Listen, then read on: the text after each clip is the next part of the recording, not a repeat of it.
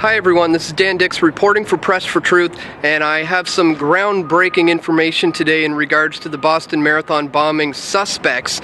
I just needed to shoot this video right now to get this on the record right now because this just happened to me within the last hour, so I want to get this on the record while it's still fresh in my mind. And I just had a lengthy, half-hour-long at least, conversation with the aunt of the two Boston Marathon bombing suspects, who told me some very, very, very revealing information. A huge piece of the puzzle in this case. Now, let me just take you back to the beginning.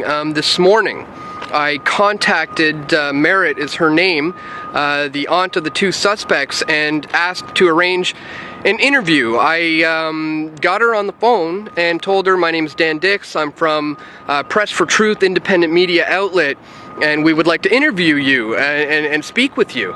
And first thing she said is, where are you? And I said, we're located in Toronto, so we can come to where you are if you'd like. You don't have to go anywhere. We can come right to you to do this interview. And she started crying right there on the phone. She broke down into tears and just said, are you coming to kill me? Are they coming to kill me? You might kill me. They told me not to talk to media. I don't know why they're telling me not to speak with media. And she was very distraught. And I tried to calm her down and just say,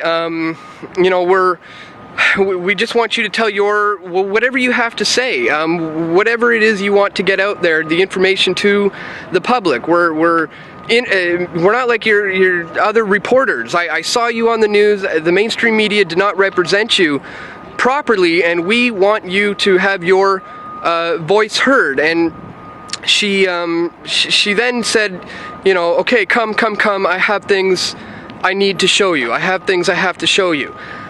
So, we said, okay, we're on our way, and we'll be there shortly. So we packed up, we got all our gear, we went to her apartment. I was standing in the lobby area, and I called her again to get buzzed in, and she answered the phone. I said, okay, we're here, we're ready to come up to speak with you. And again, right away, she said, who are you? You want to come inside my apartment? And we said, I just spoke with you, about an hour ago, and we arranged an interview. I'm with Press for Truth. My name is Dan Dix, and we're here to speak with you. And she started saying again, how do I know, you're not here to kill me? How do I know who you really are? And I didn't really know how else to just convince her that we're here to let you tell the world whatever it is you want to say. And that's when she all of a sudden just went right into some of the things that she did indeed want to say. And this is the important part. She told me right then and there, she said, I saw video, as she's very distraught and crying, says, I saw video of my oldest nephew Tamerlan naked being placed in that cop car. I am telling you, 100% that was him. 100%, that was him, that was him, that was him. I know him, I am identifying him to you. Right now, I am telling you that was him. And then she said, the media is saying that he was killed in a shootout with the police, and that his younger brother hijacked a car and ran him over. And she said that can't be, because I've seen him. That is him, that is him. Why did they not come to me to identify him? I know my blood. That is him, 100%. And I said, Maret, tell me that again. Exactly what you just told me is what you can tell me. I'm downstairs right now. I'm ready to come up and you can tell the world. Because she said, yes, nothing, these don't make sense. The media believes, the whole world believes that my nephews did this because the media is telling them this and that. I'm telling you, that was not, that was him, 100% guaranteed. And I said, we have to, we got to get this information out there. And she again said, well, I don't know who you are. I'm afraid, she said, basically. She said, I don't even know what you look like. And I said, well, you can look me up. I said, it's pressfortruth.ca. My picture is on the homepage right there. And right away, she's pressfortruth.ca. She's typing it in. She had her computer right in front of her. So I can hear that she's checking out the website. So she pulls it up. And she says, oh, I don't see your picture here. I said, well, just wait. You know, they're scrolling by and you'll see me there. And then I pop up and she says, oh, yes, okay, you're holding the camera.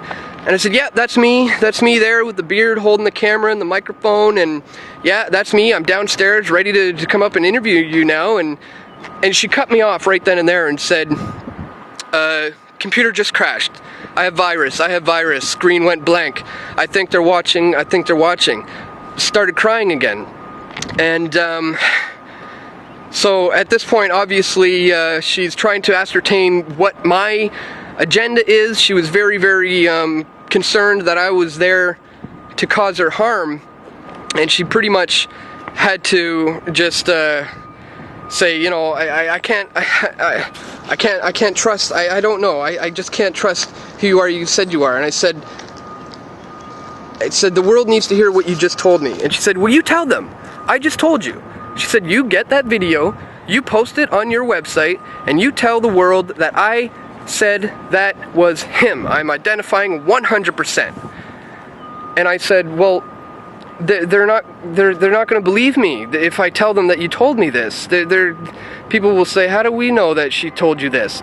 And she says, well, how do I believe that you're not here to kill me or to cause me some sort of harm?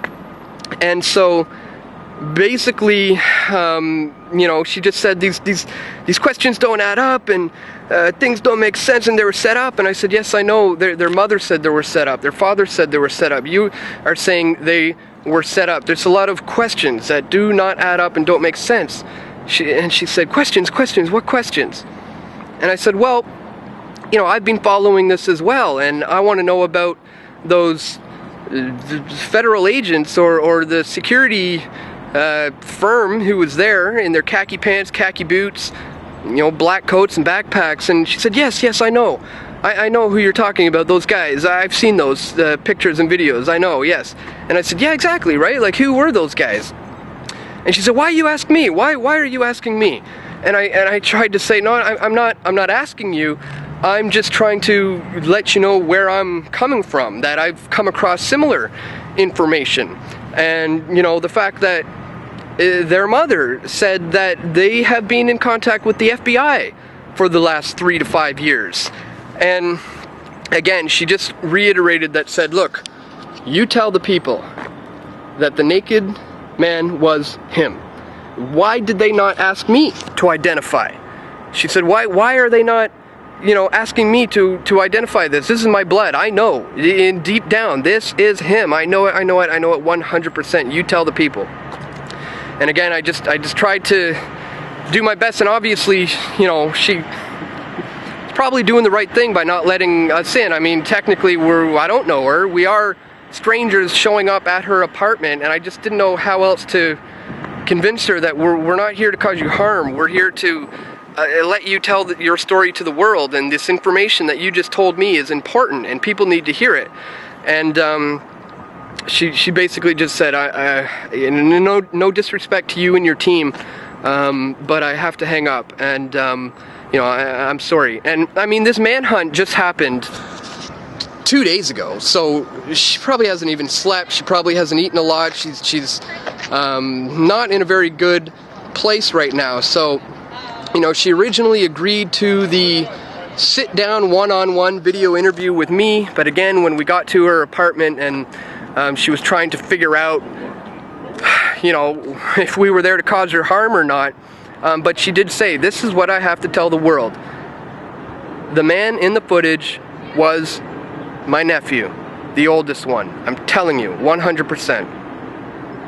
And folks, the bottom line is, that would suggest, as she said, that in that case he couldn't have been killed in a shootout and driven over by a car by his nephew, because she saw him being placed into custody in the back of a police cruiser, stripped naked. They stripped him naked to see, the report says, to see if, make sure there was no explosives. And folks, the bottom line is the FBI does have a history of having their hands in these kinds of events. I mean, it's no secret anymore. It's been declassified that in the 1993 World Trade Center bombings, the FBI was all over that. And so now we're finding out that, well, one of the suspects is obviously dead. Now we're hearing that one of them was shot in the throat and not able to speak. Which, if you are setting up a couple of patsies, it is very, very convenient that neither of them can tell their side of the story. So, again, this is something that I just wanted to get out there, get on the record while it's fresh on my mind. As I said, I just got back home, back to my area of town here, and I just wanted to bust out the camera and tell you guys about this right away. I wish we could have gotten this, obviously. I mean, we were there, we were ready, but when I called her, I was expecting her to just buzz us in, and we were going to walk up, sit down, set up the cameras, do the interview. But right away she was trying to figure out who we truly are, what we really want, and there was people walking in and out of the lobby, so just to have some privacy with her, I stepped outside, and I'm basically pacing back and forth in front of her apartment building, talking to her for a good half hour. I hope I'm not leaving anything out. That's why I wanted to do this vlog right now while it's all fresh in my mind. But again, spoke with her. This is what she told me. She did get my contact info. She did want my phone number, and she wrote down my phone number. So this might not be the end of this. I may still be able to get her on the record to indeed tell me what she just told me about an hour or two ago in a private telephone conversation. And so again, this isn't over, but this is information that I felt had to get out there. Obviously, normally I do my daily videos from Monday to Friday, but in light of what just happened to me and within the last hour, I wanted to make sure to just tell you guys about it and just make sure that this information is out there. That their aunt is 100% positively identifying the naked man who was arrested and placed in the back of the cruiser as her nephew, the oldest one, Tamerlan.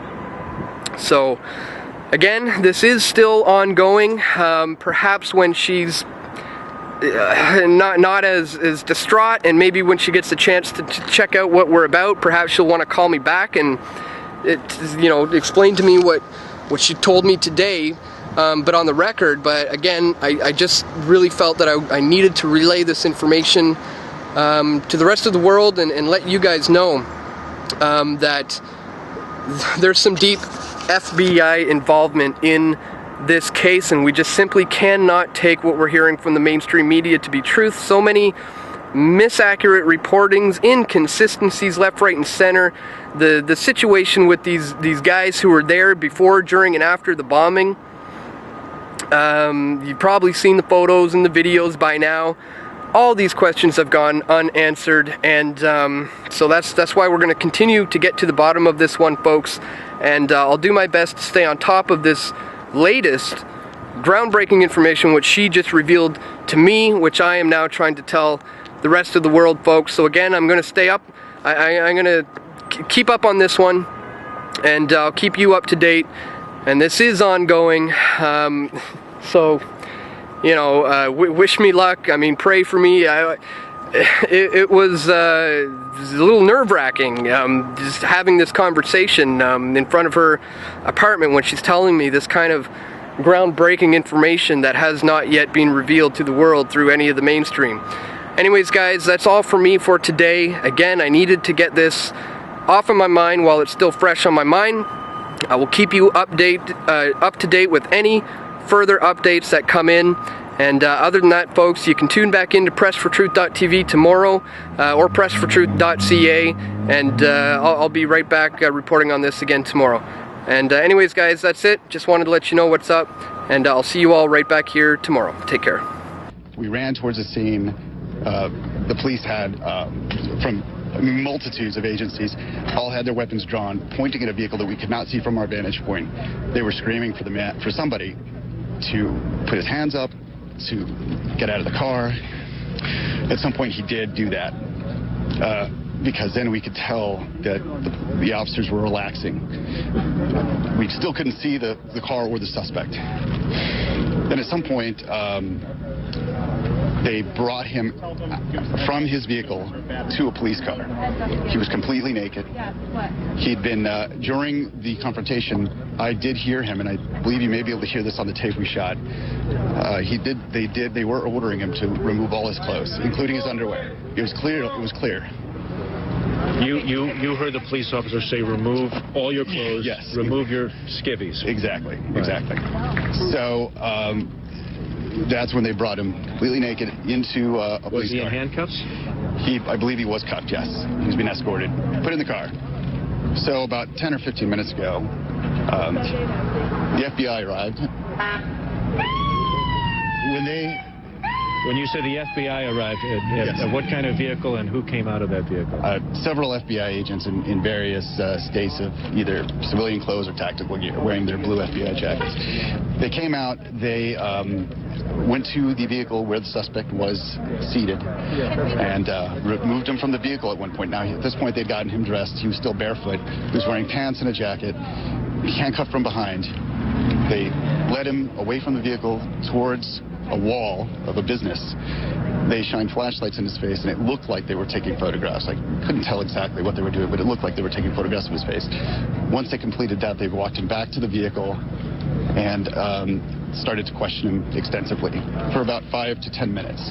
Then they put him back in the vehicle. This is the individual CNN photojournalist who you had heard just a minute ago shot this in Watertown this evening. Police handcuffed a man. The man you see in this video getting into the police car. He's believed to be associated with the shooting at MIT and the subsequent chase through the streets of Greater Boston Thursday night into Friday morning local time. The man was handcuffed. Here you see him again, and walked naked to the police vehicle. At this time, I want to caution, CNN does not know what this man has been detained for. We do not know whether it is connected to the MIT shooting of the police officer or anything else that has taken place in the Boston, Massachusetts area this evening. But clearly he's of interest to local law enforcement. The FBI is trying to determine if there is a relationship between what happened at MIT and is going on in Watertown this evening and what happened here just a couple blocks away from me at the Boston Marathon on Monday. And Drew, I know you're going to ask Gabe to explain a little bit further, but we understand he reported earlier, Gabe, that individual, the naked man in the police car, was taken out after he had been detained, and a photograph was taken of him. We assume, according to Juliet Kayyem, a Homeland Security analyst we have at CNN, that is to try to make a connection or see if there is a connection between this individual, and we understand there was a second arrest as well, and the individuals who earlier this evening, Thursday night after 5 o'clock, images of them were released by the FBI, individuals wanted in relationship to the Boston Marathon bombings.